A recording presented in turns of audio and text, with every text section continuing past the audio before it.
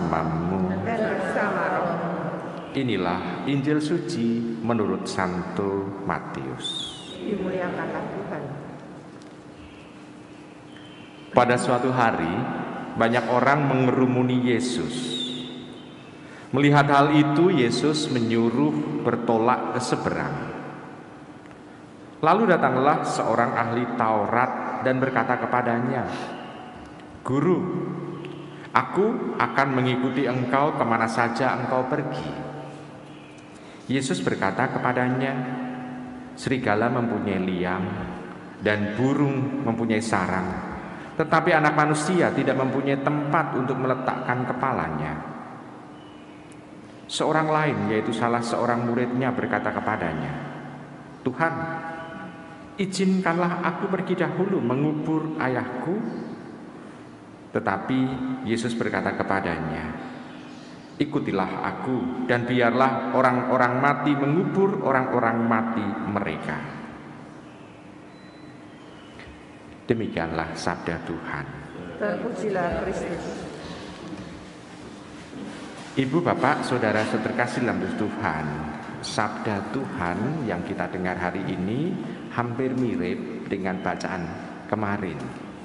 Hari ini itu versi Matius, sedangkan bacaan hari Minggu kemarin itu adalah versi atau menurut Injil Lukas.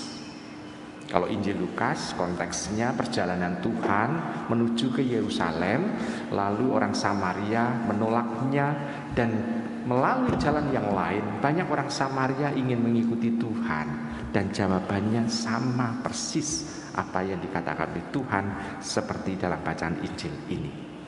Sedangkan dalam bacaan Injil ini kita bisa melihat yang ingin mengikuti Tuhan adalah ahli Taurat. Dan Tuhan seolah-olah menolak orang itu. Dia mengatakan bahwa serigala mempunyai liang, burung mempunyai sarang, tetapi anak manusia tidak mempunyai tempat untuk meletakkan kepalanya. Dikatakan seperti itu untuk memperlihatkan bahwa dalam mengikuti Tuhan tidak untuk mencari ketenaran, tidak untuk mencari harta, tidak untuk mencari kenyamanan, tidak untuk mencari kesenangan, tidak untuk mencari kenikmatan, tetapi melulu fokusnya adalah untuk mewartakan kerajaan Allah, mewartakan kebenaran, mewartakan keadilan, dan konsekuensinya orang tidak lagi bisa istirahat. Itu sebetulnya yang mau dikatakan.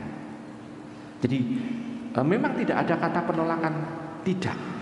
Tetapi dia mau menegaskan kembali kepada ahli Taurat itu apa yang harus dilakukan oleh Tuhan selanjutnya. Selain itu juga Tuhan juga mau mengatakan bahwa kalau orang itu sudah berjalan menuju kepada apa yang dikehendaki oleh Tuhan, tidak boleh menengok ke belakang, tidak boleh lagi mencari kenyamanan. Seperti jawaban kepada salah satu muridnya yang mengatakan, "Tuhan, izinkanlah aku pergi dahulu menguburkan ayahku." Apakah pertanyaannya bahwa pada saat itu ada kabar yang mewartakan bahwa orang tuanya meninggal? Belum tentu juga. Karena dengan mengatakan izinkanlah aku pergi dahulu menguburkan ayahku, bisa saja pada waktu itu dia harus menunggui ayahnya, menunggui sampai ayahnya meninggal, lalu mengikuti Tuhan lagi.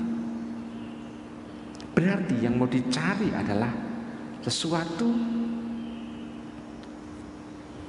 prioritas soal mengikuti Tuhan, loyal kepada Tuhan atau loyal kepada keluarga dan budaya mungkin. Sekarang kita bisa melihat Tuhan ingin supaya orang lebih loyal di dalam misinya, yaitu mewartakan kerajaan Allah. Nah, bagi kita bacaan ini sebetulnya mau mengajak apa? Mau mengajak supaya semua orientasi di dalam pikiran kita, di dalam hati kita arahnya jelas, yaitu kalau mengikuti Tuhan, yang mendengarkan Tuhan dan melakukan apa yang dikehendaki oleh Tuhan dalam kehidupan kita sehari-hari. Dan apa yang dikehendaki oleh Tuhan juga jelas, karena apa yang dikehendaki oleh Tuhan adalah datangnya dari Bapa, dan itu demi keselamatan kita. Dan juga jelas lagi, keselamatan kita bukan milik kita, tetapi kalau Tuhan memanggil, Tuhan selalu mengajak umat manusia. Kata umat berarti tidak sendirian, tapi seluruh umat manusia. Jadi warta kerajaan Allah, warta kebenaran, warta keadilan, ini harus kita wartakan kepada seluruh manusia, seluruh orang, dengan sikap kehidupan kita. Ibu bapak, saudara-saudari yang terkasih dalam Tuhan, dengan demikian kita menanggapi sabda Tuhan hari ini dengan mencoba untuk menyelaraskan pikiran dan hati kita, tindakan kita dengan kehendak Tuhan, supaya tampak bahwa Allah itu sudah memanggil kita dan kita bertanggung jawab atas panggilan itu. Selamat merenungkan.